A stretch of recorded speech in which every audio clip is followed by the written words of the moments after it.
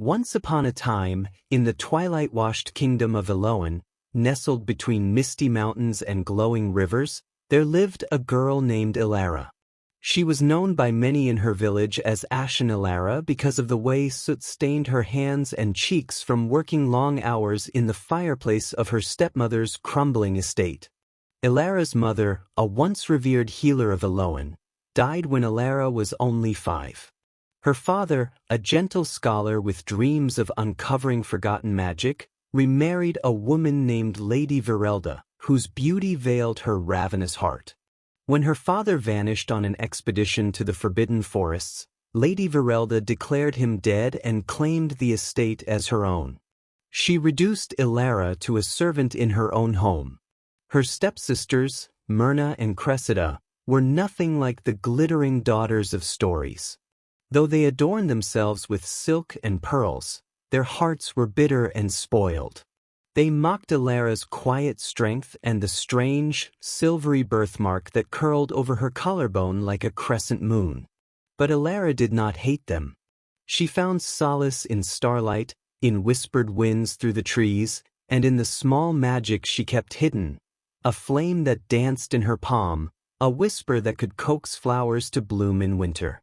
No one knew that Elara was the last descendant of the Moonborn, a line of ancient women blessed by the moon spirit to wield nature's magic and bring balance to the realms.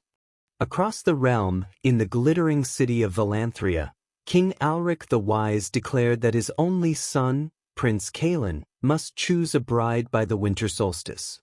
A grand ball would be held in the Crystal Palace, where all maidens of age were to be invited. The prince, however, wanted no part of politics or forced love. A warrior at heart, Kaelen longed to explore the hidden places of the world, especially the enchanted north where old powers slumbered. He dreamt of a woman in moonlight, her eyes like storm clouds, her hands blooming with stars. He thought her a figment of some spell or a trick of his restless mind. Back in Elara's village, Lady Virelda and her daughters received their gilded invitations. Elara, despite being the rightful heir of the estate, was forbidden to attend. But fate had its own plans. The night before the ball, while sobbing beneath the hollowed tree where her mother used to sing, Elara was visited by an ancient being cloaked in feathers and night, the Star Weaver, one of the old spirits of balance. "Elara of Ash and Moon," the being whispered, "your time has come." With a flick of her staff, the Star Weaver transformed Elara's ragged dress into a gown of silver threads and glimmering sapphire leaves. Around her neck she placed a pendant holding a shard of moonstone.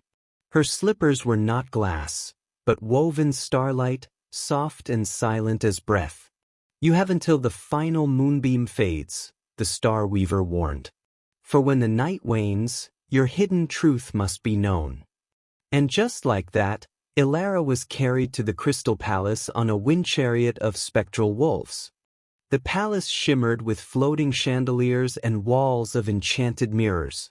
The moment Elara entered, the room fell into silence, as if the stars themselves had taken form.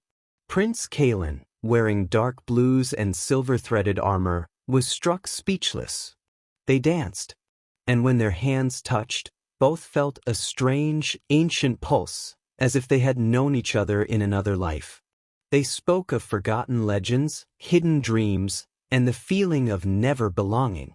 But just as Kaelen reached to remove her moon pendant, a chime echoed through the ballroom, the final moonbeam fading.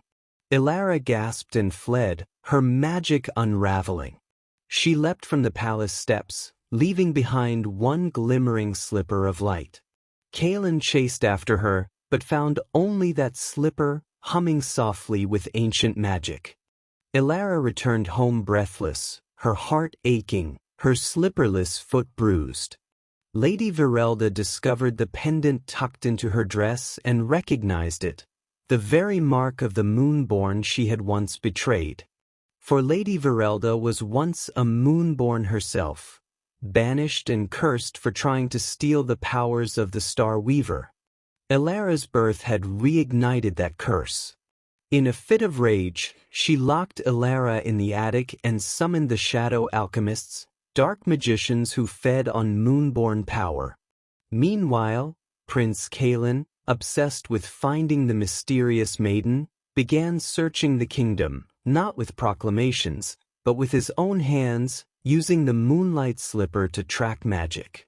He met witches, river spirits, and even fought a wind dragon to reach the oracle of Elara, who revealed the truth.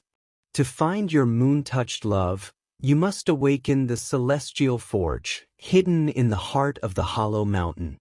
Only there will the truth be reforged, and the curse undone. Kaelen braved the hollow mountain, where spirits of fire tested him with visions.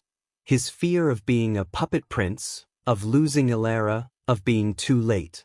Elara, meanwhile, escaped her prison with the help of a talking raven named Corin, a companion once loyal to her mother. She traveled through the whispering forest, evading dark riders and cursed beasts, her magic growing stronger with each trial. Along the way, she saved a cursed stag prince, calmed a thunderstorm with a lullaby, and learned to conjure moonfire. Their paths finally crossed in the Vale of Fates, where the celestial forge pulsed with ancient light. Together, Kaelen and Elara awakened the forge, reforging the moon pendant into a crown of balance, declaring Elara the High Moonborn. But Lady Virelda, now fully consumed by shadow magic, appeared in dragon form, seeking to destroy the forge and claim the crown. In an epic battle of fire and moonlight, Elara and Kaelen fought side by side.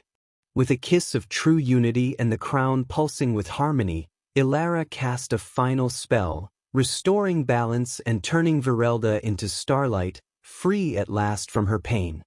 Elara, no longer an ashen servant, was crowned the Moon Queen, and Kaelen became her consort, not as a king above her, but as her equal and shield. The Crystal Palace became a place of learning and peace, where magic and mortals thrived in harmony. Elara restored the moonborn lineage and reopened the forgotten temples of balance. Myrna and Cressida, stripped of their vanity, were sent to the oracle to serve and learn humility. And every year, under the moon's glow, Elara and Kaelen danced in the starlit grove where they first touched hands, whispering the same vow. No matter the ash, no matter the stars, my soul will always find yours. And so, under the spell of love, rebirth, and ancient magic, they lived, not just happily ever after, but epically, eternally, ever after.